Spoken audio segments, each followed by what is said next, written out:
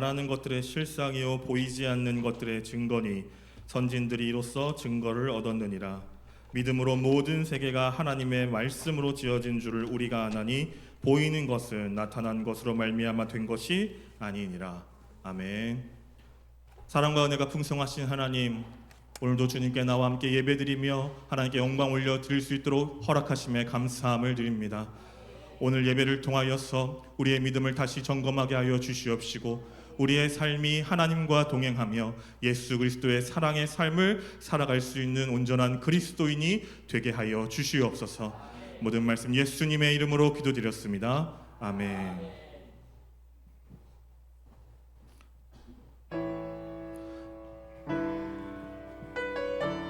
오늘 이 찬양을 잘 모르실 수 있기 때문에 제가 부르는 걸 잘 들어보시고 한 달 동안 부를 때 함께 찬양하시면 좋겠습니다.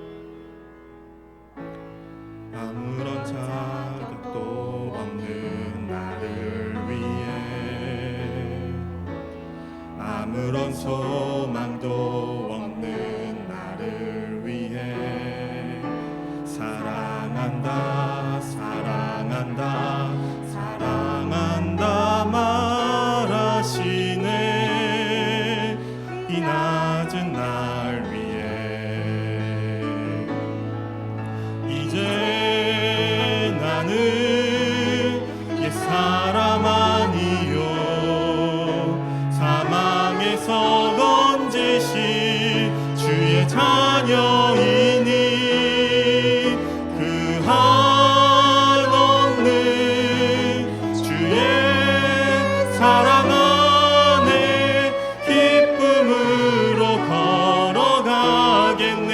이제 나는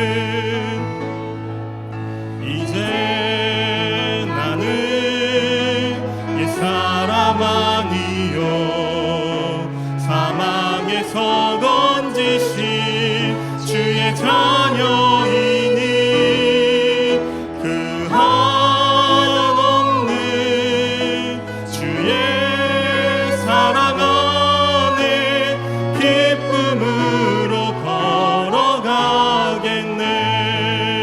걸어가겠네. 아멘. 전능하사 천지를 만드신 하나님 아버지를 내가 믿사오며 그 외아들 우리 주 예수 그리스도의 크신 이는 성령으로 잉태하사 동정녀 마리아에게 나시고 본디오 빌라도에게 고난을 받으사 십자가에 못 박혀 죽으시고 장사한 지 사흘 만에 죽은 자 가운데서 다시 살아나시며 하늘에 오르사 전능하신 하나님 우편에 앉아 계시다가 저리로서 산자와 죽은 자를 심판하러 오시리라. 성령을 믿사오며 거룩한 공예와 성도가 서로 교통하는 것과 죄를 사하여 주시는 것과 몸이 다시 사는 것과 영원히 사는 것을 믿사옵나이다. 아멘.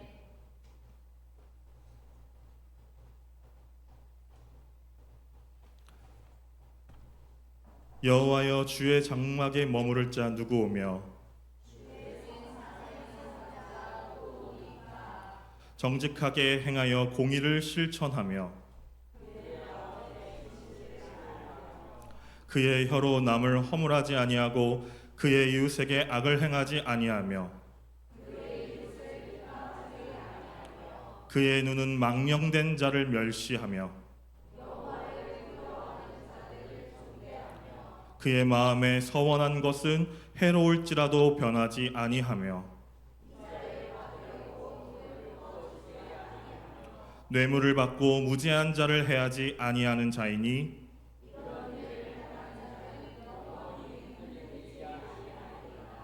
아멘.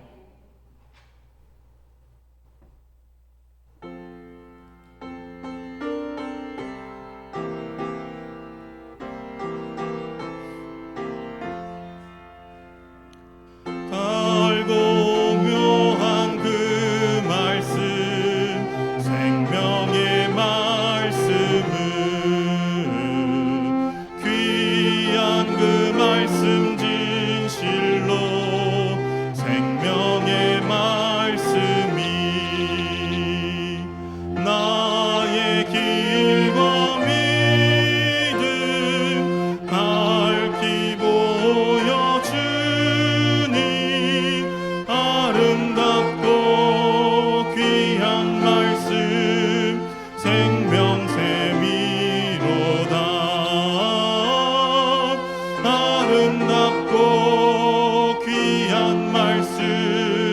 생명샘이로다. 귀한 주님의 말씀은 내 노래 되도다. 모든 사람을 살리는 생명의 말씀을 값도 없이 받아 생명길을 가니 아름답고 귀한 말씀 생명샘이로다. 아름답고 귀한 말씀 생명샘이로다. 널리 울리어 퍼지는 생명의 말씀을 마음의 용서와 평안을 골고루 주나니 다만 예수 말씀 듣고 복을 받네. 아름답고 귀한 말씀 생명샘이로다. 아름답고 귀한 말씀 생명샘이로다.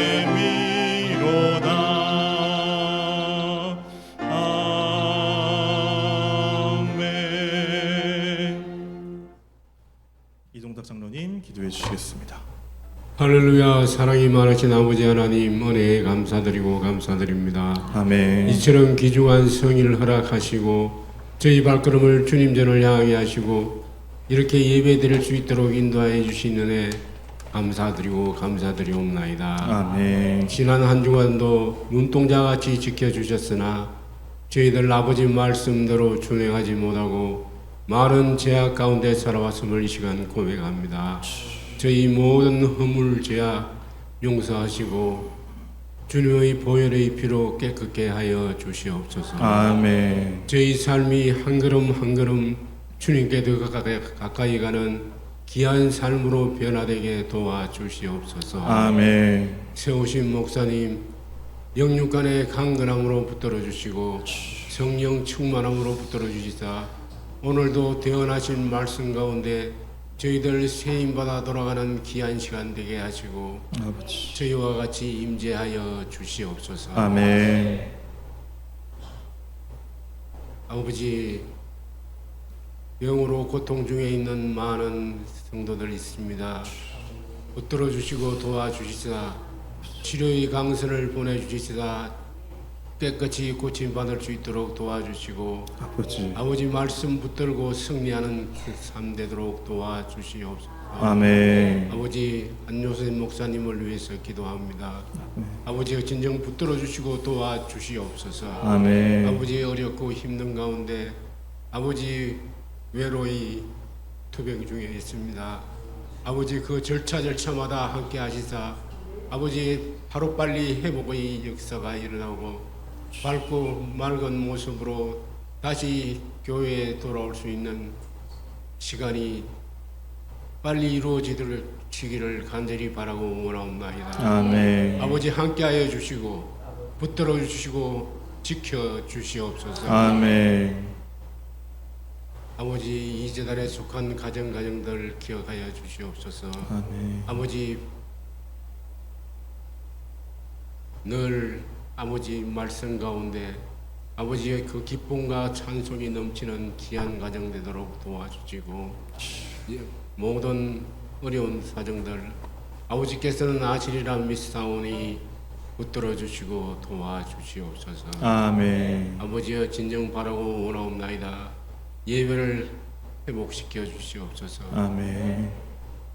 진정 저희들 예배를 소중히 알고 예배를 지키는 귀한 마음 되도록 도와주시옵소서. 아멘. 아버지여 붙들어 주시고 도와주시사 아버지 교회의 기도 제목들 아버지께서는 아시리라 믿사오니 아버지여 하루빨리 이루어질 수 있도록 도와주시고 최선을 다하는 저희들 삶 되도록 도와주시옵소서. 아멘. 아버지 이 나라와 이 민족을 기억하여 주시옵소서. 아버지 어렵고 힘든 가운데 있습니다. 아버지의 법을 위하는 어떤 행정적인 절차나 법적인 절차도 아버지여 막아낼 수 있는 저희들 되도록 도와주시고 늘 함께하여 주시고 도와주시다 성립케 하여 주시옵소서. 아멘. 이런 이 나라와 이 민족을 불쌍히 여겨 주시옵소서. 아멘. 오늘도 예배를 위하여 수고한 많은 손길들 있습니다. 아버지 그 손길 기억하여 주시고 복하여 주시옵소서. 아멘. 예수님 이름 받들어 감사드리며 기도드리옵나이다. 아멘.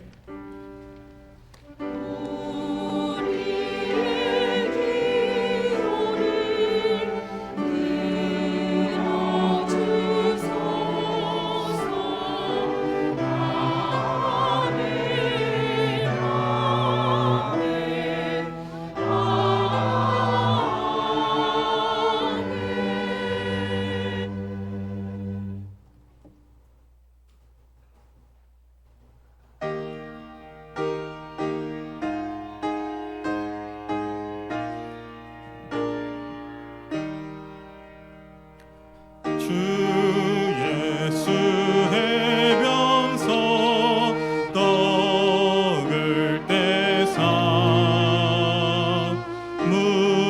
무리를 먹이어 주심같이 영생의 양식을 나에게도 풍족히 나누어 주옵소서. 생명의 말씀인 나의 주여 목말라 주님을 찾나이다.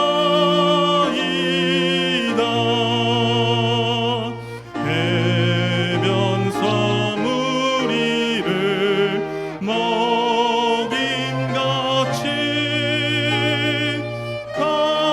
갈급한 내 심령 채우소서. 내 주여 진리의 말씀으로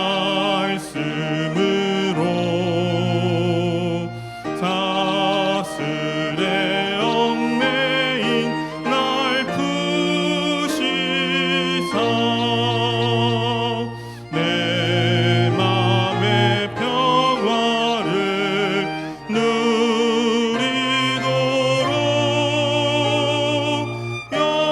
영원한 생명을 주옵소서.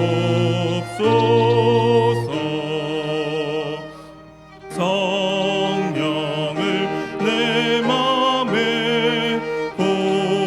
보내셔서 내 어두운 영의 눈 밝히시사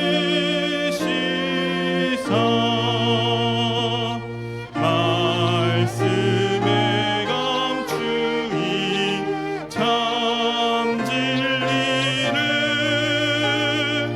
깨달아 알고로 하옵소서.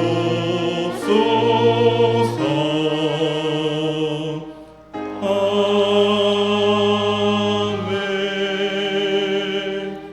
교회 소식 전해드리겠습니다. 병중에 있는 성도님들을 위해 기도해 주시기 바랍니다. 6월부터 책을 통해 새로운 목장 예배를 진행합니다. 6월 7일부터 8월 23일까지 책은 스쳐가는 말씀 붙잡기 쇼츠 묵상, 저자는 박광리 목사님, 우리 교회는 담임 목사님.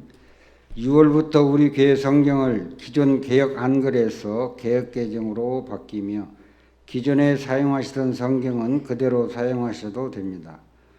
6월 13일 토요일에 예글이나 주일학교에서 기획 축제를 진행합니다. 많은 관심과 기도를 바랍니다. 우리 교회에 학생회 사역자를 모시려 합니다. 좋은 사역자가 올 수 있도록 함께 기도해 주시면 감사하겠습니다. 예배 후 교회 청소가 있겠습니다. 이상입니다. 말씀 보도록 하겠습니다. 오늘 말씀은 디모데후서 3장 16절에서 17절입니다. 모든 성경은 하나님의 감동으로 된 것으로 교훈과 책망과 바르게 함과 의로 교육하기에 유익하니 이는 하나님의 사람으로 온전하게 하며 모든 선한 일을 행할 능력을 갖추게 하려 함이라. 아멘.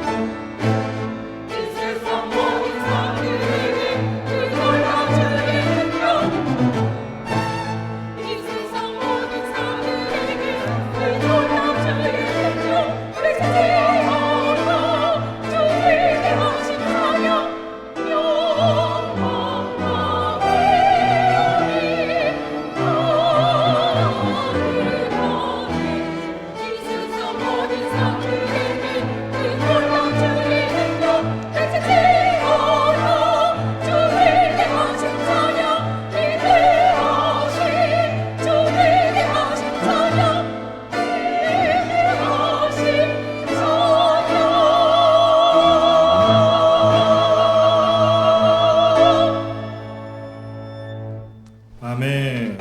감사합니다. 네, 오늘 성가대 찬양이 마치 제가 뮤지컬 좋아한다고 예전에 말씀드렸는데 마치 뮤지컬 넘버처럼 굉장히 기승전결이 있고 또 우리 김규진 집사님의 바이올린이 엄청나게 힘이 있어가지고 지금 마음에 약간 그 요동이 좀 치고 있습니다. 그래서 우리 힘찬 마음으로 한번 인사하면 어떨까 싶습니다. 할렐루야. 하나님은 사랑합니다. 사랑합니다. 네, 뒤에를 보시면 아시겠지만 저희 교회 뒷 배경이 바뀌었습니다. 이제 투표를 해서 무려 11표를 차지한 그 번호로 바꾼 것입니다. 어떠신가요? 좀 더 밝은 분위기와 그런 느낌이 있으신가요? 저도 지금 마치 들판에 있는 듯한 느낌으로 이렇게 말씀을 전하는 것 같은데 오늘 이렇게 바뀐 모습들 같이 우리의 마음이 조금 더 기쁘고 즐거운 모습으로 하나님께 나아갈 수 있는 시간이었으면 좋겠습니다. 오늘 우리 교회에서 개역개정 성경을 처음 사용해 보았습니다. 여러분 어떠셨나요? 조금 약간 불편하셨던 분도 있을 거고 약간 어색하신 분들도 아직 계실 거라고 생각이 듭니다. 그럼에도 제가 이렇게 새롭게 담임이 되고 나서 왜 성경을 바꿨을까에 대한 말씀을 오늘 조금 나눠보려고 합니다. 여러분 오늘 본문 말씀은요, 그 성경의 역할과 목적을 명확하게 말씀하고 있고 그것이 바로 오늘 제가 성경을 바꾸게 된 이유와도 연결이 됩니다. 오늘 본문이 말씀하는 성경의 역할은 성경은 하나님의 감동으로 된 책인데 그것을 통해서 우리에게 교훈과 책망과 바르게 함과 의를 교육할 수 있는 유익한 책이라 말씀하고 있습니다. 근데 이것들 아주 좋은 것들을 가르치는 이것들을 행하기 위해서 성경이 어떤 것인지를 제대로 설명하고 있는 것이 바로 하나님의 감동, 세번역에서는 영감이라고 표현했는데 감동으로 된 책이라는 것입니다. 근데 이 감동으로 됐다라는 것은 단순히 인간적인 마음의 그런 떨림이나 울림의 감동이 아니라 우리의 인간적인 생각을 다 뛰어넘는 단순한 종교의 문학, 인간의 지혜, 신앙인의 감상문 정도가 아니라 하나님께서 사랑을 통해 말씀하신 기록, 즉 성경이라는 것은 하나님께로부터 왔다라는 것이 우리에게 중요한 메시지가 되어야만 이것들이 우리에게 좋은 감동과 교훈과 책망과 교육을 할 수 있는 책이 된다는 것입니다. 오늘은 우리는 성경을 그렇게 받아들이고 있는지를 한번 생각을 해보면서 오늘 말씀을 함께 나누면 좋지 않을까 생각을 합니다. 근데 이 성경은 이렇게 역할이 분명히 있는데 여러분 보통 이런 역할이 있으면 뭐를 향해서 갑니까? 목적을 향해서 가게 돼요. 그럼 그 성경이 이런 역할을 하는 이유는 무엇일까? 그 목적은 무엇일까?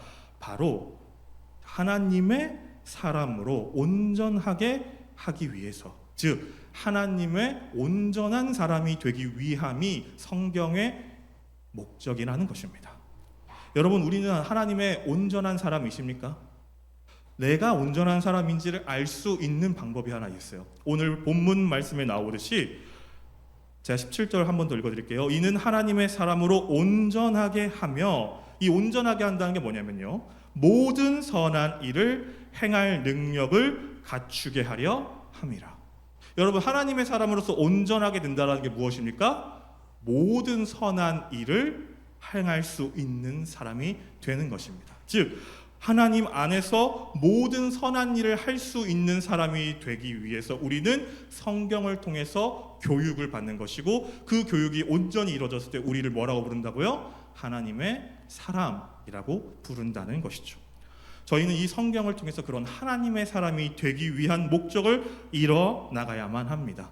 근데 이 말씀과 우리가 성경을 바꾸는 것과 무슨 그 연결점이 있는가? 그것은 여러분 우리가 보통 교육을 할 때, 학교에서 이제 교육 과정을 가져갈 때 해마다 혹은 뭐 3년 혹은 4년마다 교과서가 바뀌는 걸 다 알고 계실 거예요. 그 이유가 무엇일까요? 교과서가 바뀌는 이유. 분명 좋은 내용이었는데 그게 또 바뀌어요. 물론 교육 과정이 바뀌는 이유도 있겠지만 교과서가 바뀌는 이유는요, 그 교과서 안에 더 좋은 내용을 집어넣거나 혹여 잘못된 내용을 수정하거나 아니면 시대적으로 변화된 것을 고치기 위해서 교과서가 다시 재편되는 것입니다. 그와 마찬가지로 성경도 그렇게 재편되어 왔고 그렇게 읽은 성경들, 우리가 앞으로 볼 그런 성경들을 통해서 우리가 뭘 알 수 있게 되냐면 성경이 가진 참뜻, 하나님의 말씀이 가진 참뜻을 더 쉽고 깊이 있게 바라볼 수 있게 된다는 것을 오늘 이 성경의 변화를 통해서 제가 말씀을 드리고 싶은 것입니다. 여러분 저희가 지난주까지 무슨 성경을 쓰고 있었는지 혹시 아시나요? 예, 개역 한글을 쓰고 있었어요.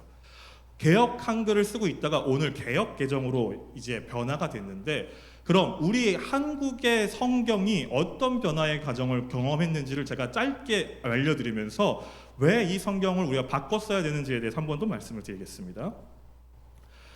한국 성경 번역의 역사는 최초의 한글 성경이 1882년에 신약 중에서도 누가복음이 번역된 것으로 우리는 시작이 됩니다.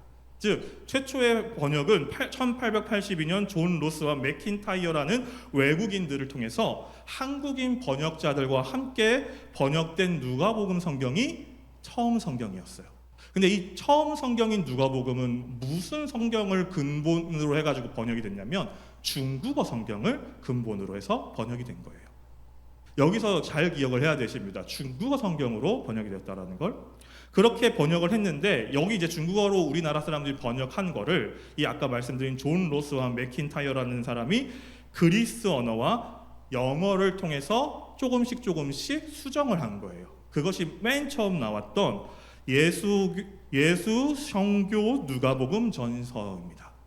근데 이 성경이 이제 출판되고 나서 1885년에 그 조선의 유학자 이수정 씨가 일본에서 그 다음 성경을 출판을 해요. 그 성경의 이름이 신약 마가복음서 언해입니다. 이 신약 그 마가복음은요, 나중에 언더우드 선교사와 아펜젤로 선교사가 한국에 들어올 때 가지고 들어왔던 한국어 성경으로 굉장히 유명한 성경이에요. 그래서 당시에 한국어밖에 모르는, 성경에 대해서 아무것도 모르는 사람들에게 이 마가복음 성경을 들리면서 말씀과 복음을 전했다라는 것으로 이 번역서가 굉장히 중요한 의미를 갖고 있습니다. 근데 이 번역서의 중심 언어 또한 뭐냐면 중국어였어요. 그래서 이 중국어로 번역된 이 성경이 우리에게도 들어온 거죠. 이렇게 번역이 중국어로 계속 되고 있다가 이 우리나라에 들어온 여러 가지 번역서들을 다시 재편을 해서 하나의 성경으로 만들게 되는데 1911년 신구약 합본 성경인 성경전서가 출판되게 됩니다. 이게 이게 한국 개신교 성경의 모체예요. 그러니까 이 성경이 지금 조금씩 변화된 것이 지금 우리가 읽고 있는 성경까지 온 거예요. 크게 변화가 되지 않고 대부분 다 조금씩 변화가 된 겁니다. 그리고 이제 1938년에 이 성경 전서가 성경 개혁판이 출판이 되어서 옛 한글, 우리가 지금 사용하지 않는 한글들 있잖아요. 그 한글들로 번역이 돼요. 그 전까지는 중국어, 그러니까 한자어가 굉장히 많이 있었어요, 성경에. 근데 그것들이 한글로만 점차 번역으로 만들어진 성경이 이 1938년부터 번역된 성경에 나타나는 것입니다. 그리고 나서 이제 다 왔습니다. 그리고 나서 1952년에 출판된 성경이 개역 한글이고, 이걸 조금 더 수정한 것이 지금 우리가 봐왔던 1961년에 출판된 성경전서 개역 한글판입니다. 우리가 지난주까지 봤던 성경이 이 성경이라는 것이죠. 여러분, 이 성경이 언제 출판됐다고요? 1961년에 출판됐습니다. 굉장히 오래 전에 출판이 됐잖아요. 그렇기 때문에 이 오래전에 출판된 이 책, 그리고 거기다가 중국어가 모태였기 때문에 굉장히 우리나라 말로 바꿀 때 여러 오류가 생겼습니다. 그래서 그것들을 좀 수정하자. 그리고 시간이 지나니까 우리가 이걸 더 현대적으로 현대 사람들이 사용하는 말로 바꾸자 해가지고 출판된 게 1988년 지금 오늘 읽고 있는 개역 개정입니다. 근데 이 개역 개정도 단순하게 이번 개역 개정이 1판이 아니라 이 개역 개정도 계속 바뀌어서 지금 현재 4판까지 나온 게 현재 우리가 읽고 있는 개역 개정 4판입니다. 여기까지가 우리나라의 가장 기본적인 한글 성경에 대해, 한글 성경 번역에 대한 얘기입니다.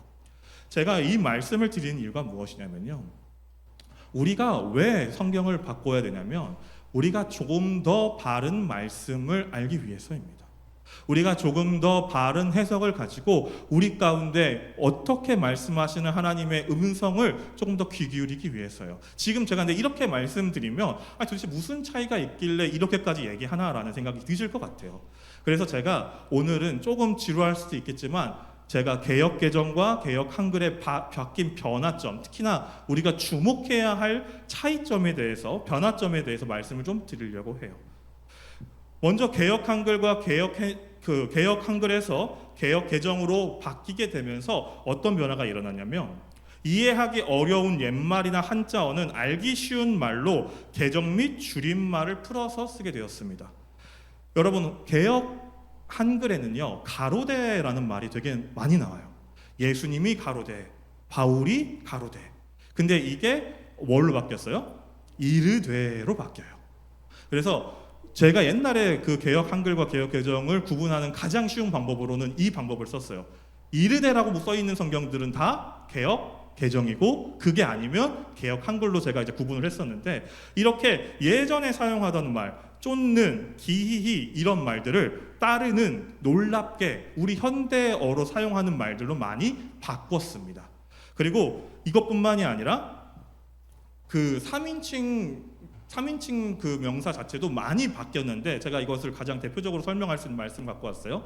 우리가 제일 잘 알고 있는 요한복음 3장 16절 말씀에 하나님이 세상을 이처럼 사랑하사 독생자를 주셨으니 이는 저를 믿는 자마다 멸망치 않고 영생을 얻게 하려 하심이니라. 이게 개역 한글 버전인데 하나님이 세상을 이처럼 사랑하사 독생자를 주셨으니 이는 그를 믿는 자마다 멸망하지 않고 영생을 얻게 하려 하심이라 라고 바뀌었다라는 거예요. 즉 이거 보신 것처럼 3인칭 명사를 정확하게 표현하고 그 다음에 멸망치 않고라는 그 짧게 축약된 단어들을 짧게 축약된 말을 조금 더 풀어서 쓰게 되었다라는 거예요. 이게 바뀐 점들이라는 거죠. 그래서 이것 말고도 굉장히 많은 성경의 부분들이 바뀌게 되었습니다.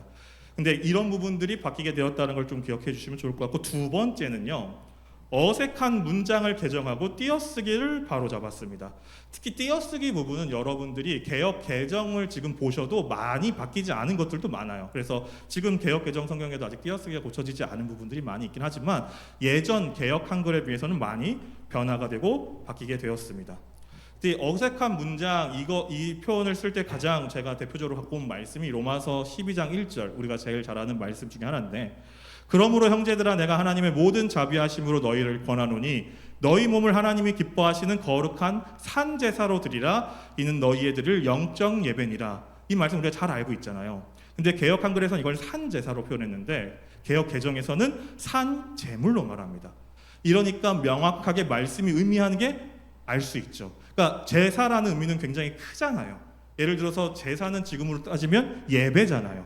근데 우리가 예배로 드려지는 게 아니라 뭘로 드리는 거예요? 제물로 드려지는 거기 때문에 조금 더 명확한 표현으로 바꾼 것이 바로 개역 개정이라는 겁니다. 즉 우리가 말씀을 읽을 때 뜻을 조금 더 쉽게 파악을 할 수 있도록 변화된 성경이 바로 개역 개정이라는 것이죠.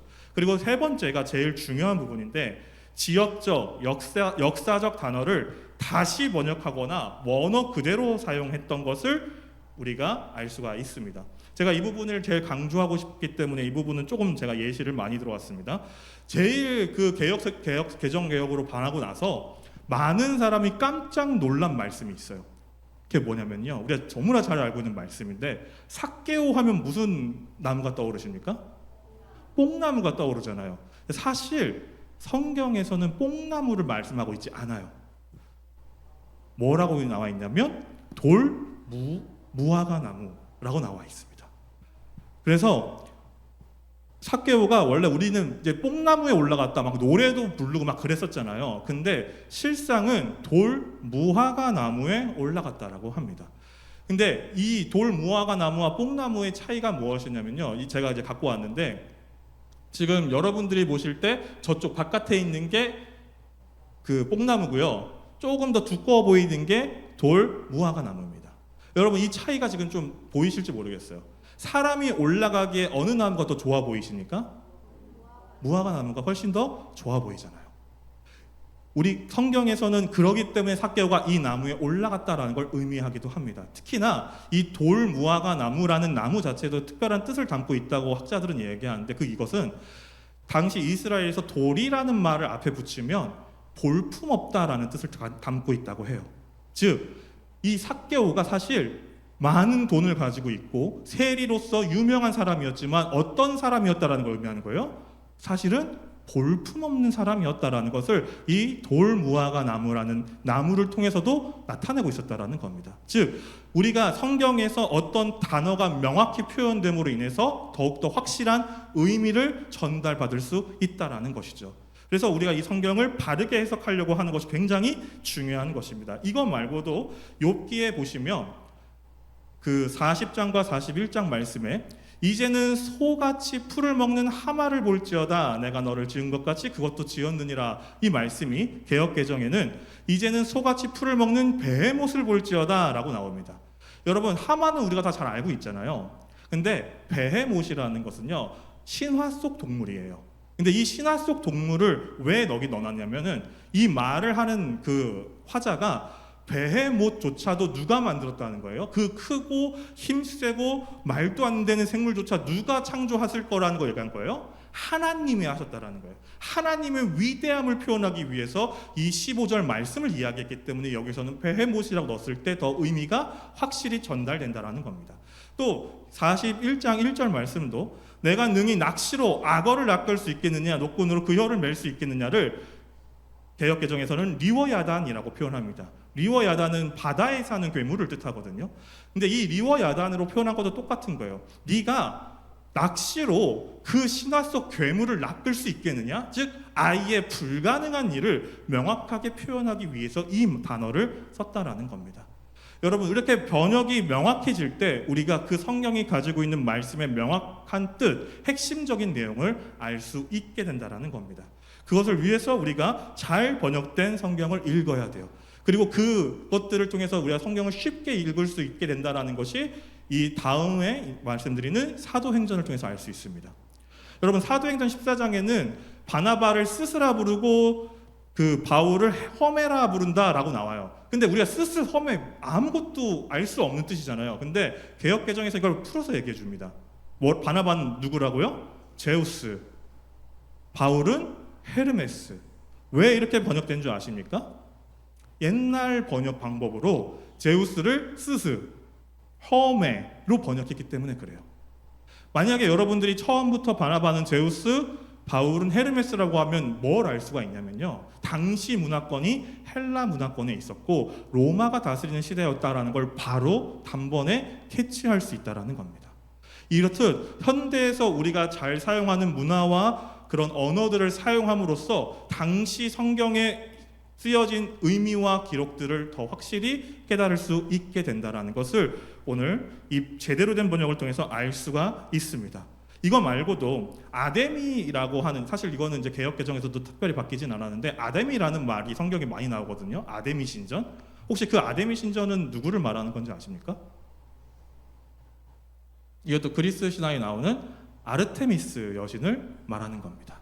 그래서 여러분들이 성경에 나오는, 특히나 신약에 나오는 많은 신전이나 신들은 대부분 다 누구를 말하는 거냐면 그리스 신들을 말하는 거예요. 왜냐하면 그 시대에 로마 문화권에 있었기 때문에. 이렇게 여러분들이 생각을 하고 성경을 읽으시면 조금 더 성경을 읽으실 때 많은 도움이 되실 겁니다.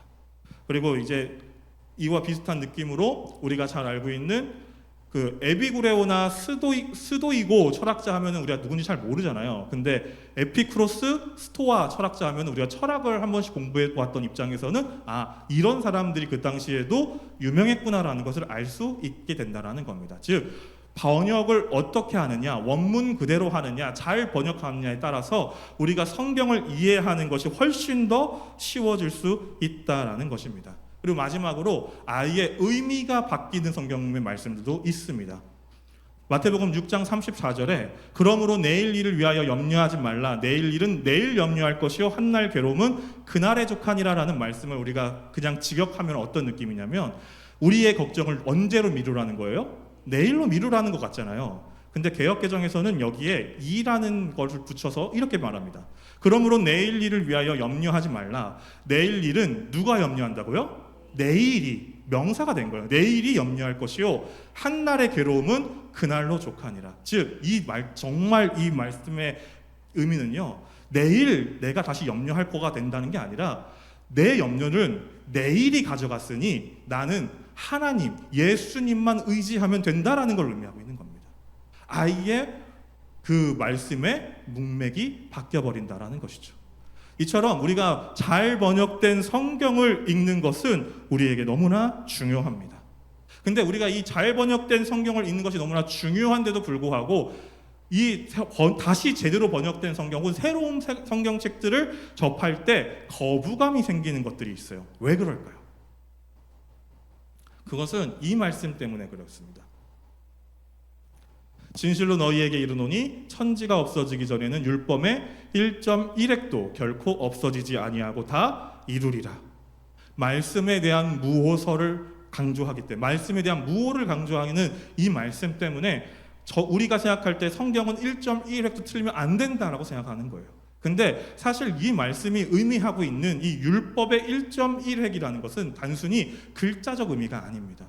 만약에 글자적 의미였으면 우리는 이미 잘못된 성경을 읽고 있는 거예요. 우리가 개역 한글을 읽던 그 전 성경을 읽던 이미 그 전에도 성경이 있었기 때문에 우리는 잘못된 성경을 읽고 있었다라는 겁니다.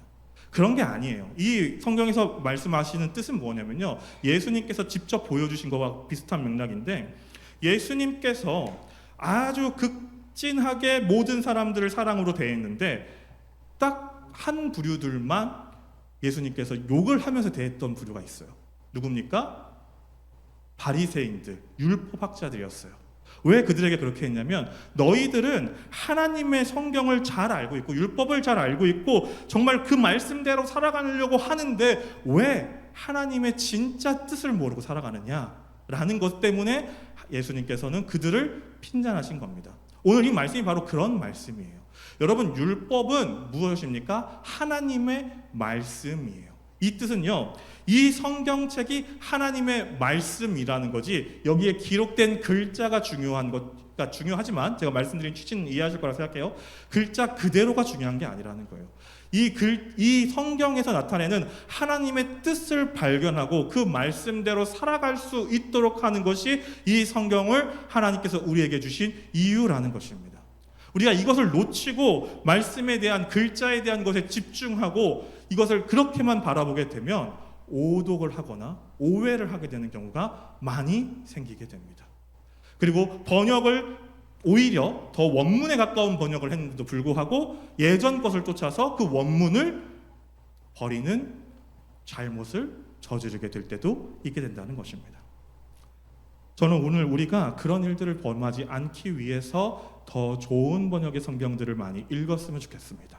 그래서 제가 오늘 이 말씀을 이렇게 길게 드리는 거예요. 여러분들이 이 성경을 바꾸는 것에 대해서, 혹은 말씀을 새로운 것을, 제가 또 새 번역을 많이 읽잖아요. 그런 것들에 대해서 혹시나 불안감을 가질까봐, 오해하고 계실까봐, 그런 게 아니라 더 깊이 있는 하나님의 말씀을 더 쉽게 접근하기 위해서 우리가 더 잘 번역된 성경을 읽는다라고 생각을 해주시면 좋을 것 같습니다. 그리고 이렇게 잘 번역된 성경을 통해서 우리가 더 깨달을 수 있는 여러 가지가 있다라는 것, 그 기쁨이 있다라는 것을 잊지 않으셨으면 좋겠어요. 여러분, 우리가 지금 바꾸려고 하는 이 개역 개정에도 제대로 번역되지 않은 부분들이 있어요. 제일 대표적으로 살구나무가 있어요. 여러분, 아론의 쌍난 지팡이가 거기서 싹이 났는데 나중에 그 나무가 뭐라고 나오냐면 살구나무라고 나와요. 근데 사실은 살구나무가 아닙니다.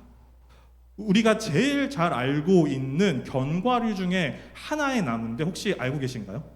아로 시작하고 드로 끝나는데 아몬드 나무예요.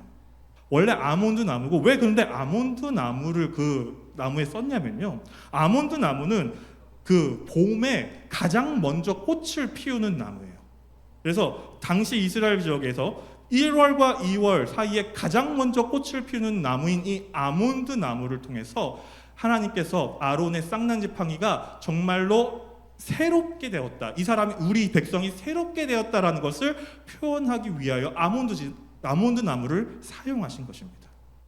여러분, 그 외에도 아몬드 나무가 원래 히브리어로 샤케드라는 뜻을 갖고 있거든요. 이 샤케드라는 말인데 이게 샤카드라는 말, 히브리어에서 유래가 됐어요. 근데 이 샤카드는 깨어있다, 지켜보다라는 뜻을 담고 있습니다. 그래서 당시에 이 아몬드 나무가 아론의 쌍난 지팡이를 통해서 드러났을 때, 내가 이스라엘 백성 너희를 뭐 하고 있다? 지켜보고 있다. 내가 너희가 깨어나길 바라고 있다라는 뜻 또한 담고 있다라는 겁니다. 근데 이게 만약 살구나무로 번역이 된다면 그 뜻을 제대로 파악하기가 어렵다라는 것입니다. 그렇기 때문에 우리는 옳게 번역된 성경을 읽으셔야 된다는 겁니다. 제가 오늘 이 성경에 옳게 번역된 성경을 계속 주구장창 말했지만 그렇다고 우리가 그동안 읽었던 성경이 결코 그냥 잘못됐다고 표현하는 건 아닙니다. 왜냐면요, 거기서부터 다음 단계로 넘어왔기 때문에. 다만 오늘 제가 말씀드리고 싶은 것은 그 성경을 이제 벗어났을 때에는 지금 읽고 있는 이 성경을 통해서도 더 큰 은혜를 누릴 수 있다라는 것입니다. 그리고 그러한 은혜를 누리는 관점에서 우리가 잊지 말아야 할 것이 바로 성경의 목적, 아까 제가 말씀드린 성경의 목적이라는 거예요. 여러분, 아까 성경의 목적이 뭐라고 했습니까? 우리가 어떤 사람이 되는 거예요? 하나님의 사람이 되는 거예요. 근데 하나님의 사람이 되었다라는 건 뭘 의미한다고 아까 제가 말씀드렸습니까? 선을 행할 수 있는 능력을 갖춘 사람이라는 겁니다. 저는 오늘 우리가 그런 사람이 이 성경을 통해서 되었으면 좋겠습니다. 그래서 저는 오늘 앞으로도 이 성경을 통해서 우리에게 교훈과 책망과 바르게 함과 의의를 보여주시는 하나님의 말씀을 여러분들과 함께 나눌 것입니다. 여러분들은 그 말씀들을 통해서 이 성경을 우리에게 주신 목적대로 온전한 하나님의 사람이 되실 수 있도록, 그리고 그로 인해서 올바른 선을 행하며 살아갈 수 있는 우리 모두가 되시기를 간절히 소망합니다. 만약 누가 우리에게 왜 그래야 하냐고 물어본다면, 왜 선함이 하나님의 본질이냐고 물어본다면 우리는 너무나 잘 알고 있듯이 이 뒤에 말씀을 읽어주시면 돼요. 뭡니까? 하나님은 사랑이시기 때문에, 그게 우리의 본질이기 때문에 그렇다는 것을 오늘 기억하셔서 그 선함 가운데 하나님의 말씀대로 살아가시는 우리 동작중앙교회 모든 성도님들 되시길 소망합니다. 네, 이 시간 함께 찬양하시겠습니다.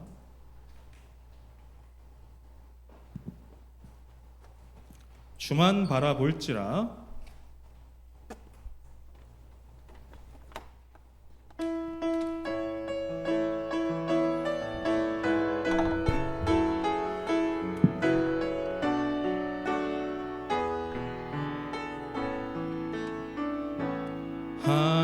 하나님의 사랑을 사모하는 자, 하나님의 평안을 바라보는 자, 너의 모든 것 창조하신 우리 주님이 너를 얼마나 사랑하시는지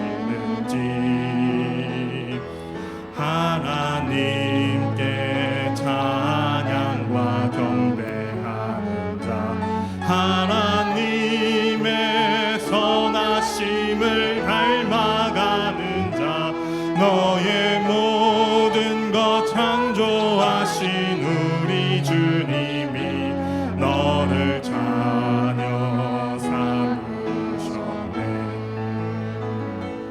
하나님 사랑의 눈으로 너를 어느 때나 바라보시고,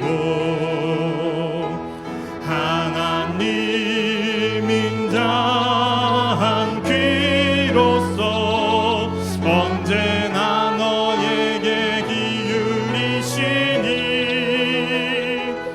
어두움에 맑은 빛을 비춰주시고 너의 작은 신음에도 응답하시니 너는 어느 곳에 있든지 주를 향하고 주만 봐. 하나님 사랑의 눈으로,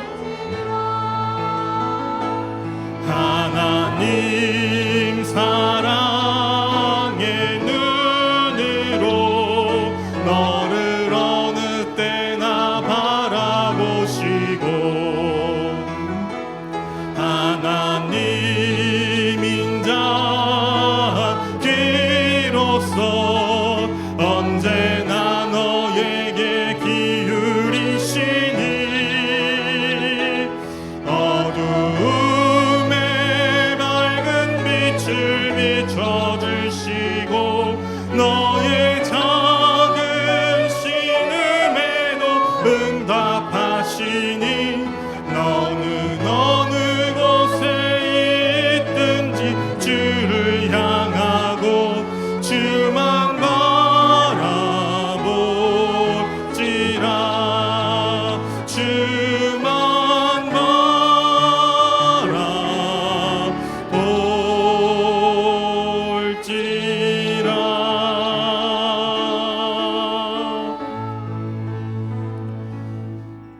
기도하겠습니다.